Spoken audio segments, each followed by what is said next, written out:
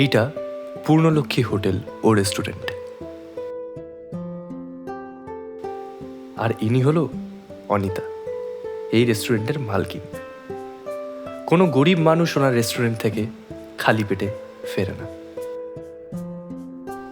ইনি হলো অনিতার হাজবেন্ড দীপ।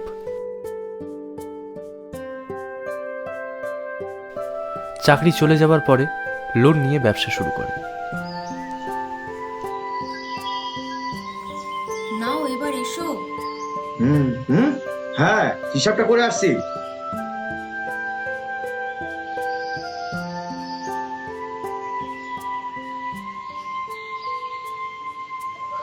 আমাকে দুটো খেতে দিবি মা? নিশ্চয়ই দেব।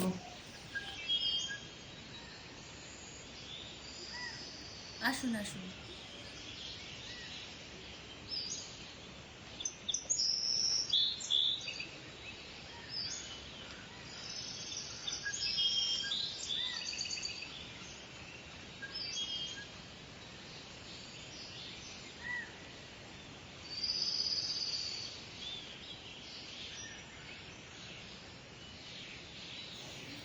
আপনি কাঁদছেন কেন?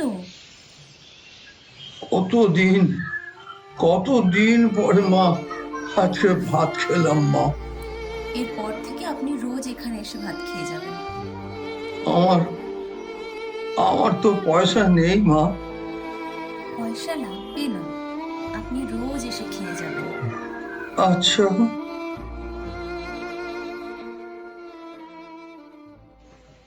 আমি তাহলে আসি মা। আপনি রোজ এসে খেয়ে যাবেন।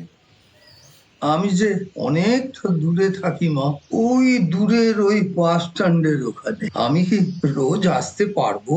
আচ্ছা ঠিক আছে, আমি তাহলে রোজ আপনার খাবার ওখানে পৌঁছে দেব। আচ্ছা আচ্ছা।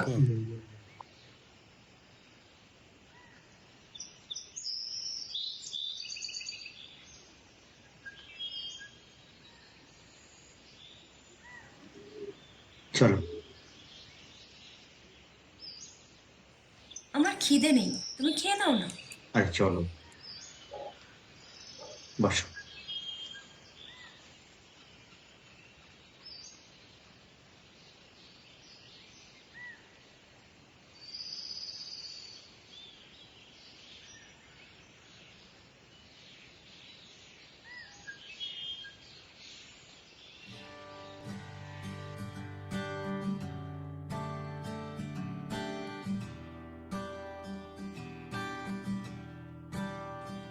বাবা, তুমি কোথায় থাকো?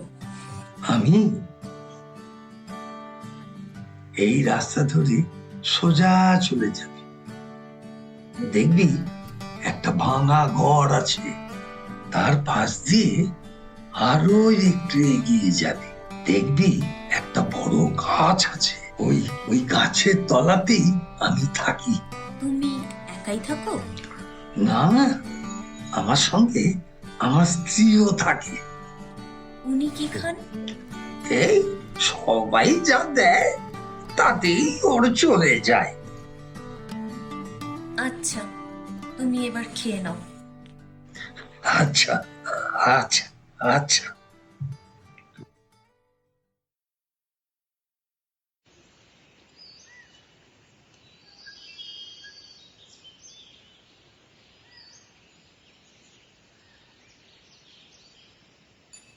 কি হলো?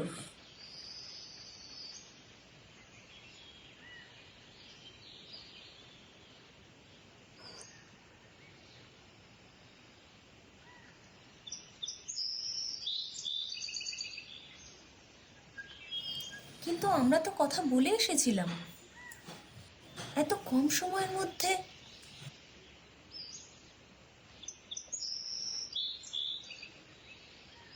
চিন্তা করো না,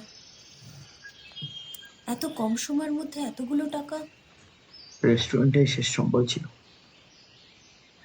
সেটাও মনে হয় আর বাঁচাতে পারবো না।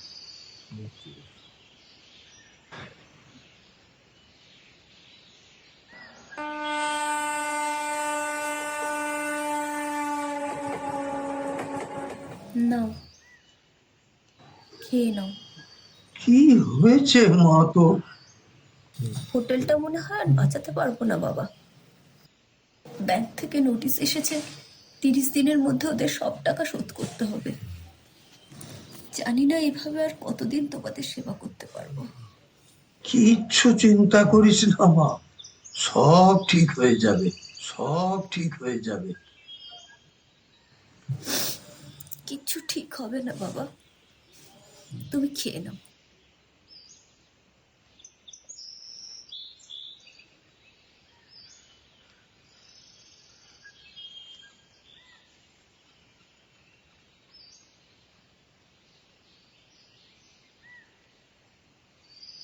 এই এই দেখো, পড়ে দেখো। তোমার কি মাথা খারাপ হয়ে গেছে? কিডনি ডোনেট করবে তুমি? এতে আমাদের সব প্রবলেম সলভ হয়ে যাবে, একটু বুঝো। সেটাই যদি করতে হয় তাহলে তুমি কেন, আমিও তো করতে পারি। এই হাতটা যখন ধরেছিলাম না, তোমার ভাত কাপড়ের দায়িত্ব আমার ছিল। অন্তত এই কর্তব্যটা আমাকেই করতে দাও। কিন্তু আর কিন্তু না, আমাদের প্রবলেমটা তো আপনি শুনলেন। আপনাদের সব প্রবলেম আমি সলভ করে দেবো। আপনাদের যা ব্যাংকের লোন আছে আমি সব ক্লিয়ার করে দেবো। দয়া করে আমার বাবাকে বাঁচান প্লিজ, প্লিজ।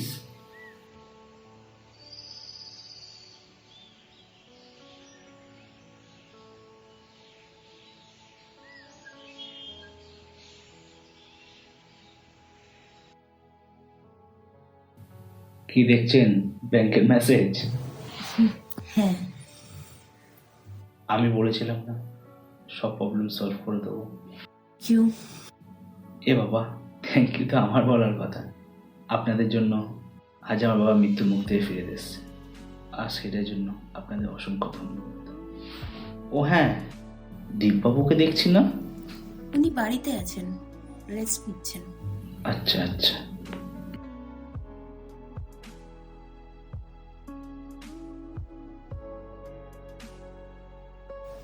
এটা আবার কেন? আমার বাবার তরফ থেকে ছোট্ট একটা আপনাদের জন্য। আপনারা যা করলেন আমার বাবার জন্য, এইটা তো তার সামনে কিছুই না। আপনি একটু বসুন, আমি একটু বাবাকে খাবারটা দিয়ে আসছি। বাবা? আপনার বাবা? বলতেই পারেন। চলুন, আপনার বাবার সাথে আলাপও হয়ে যাবে আমার। ঠিক আছে, আসুন।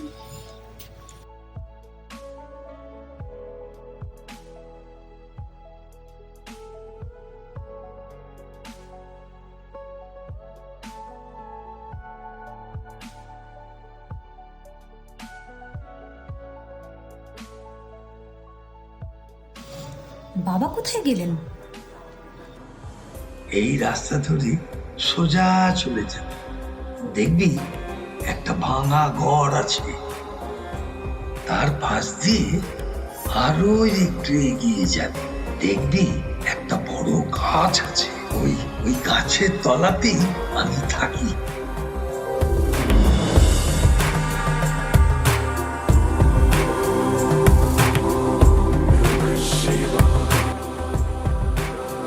তুমি একাই থাকো? না, আমার সঙ্গে আমার স্ত্রীও থাকে।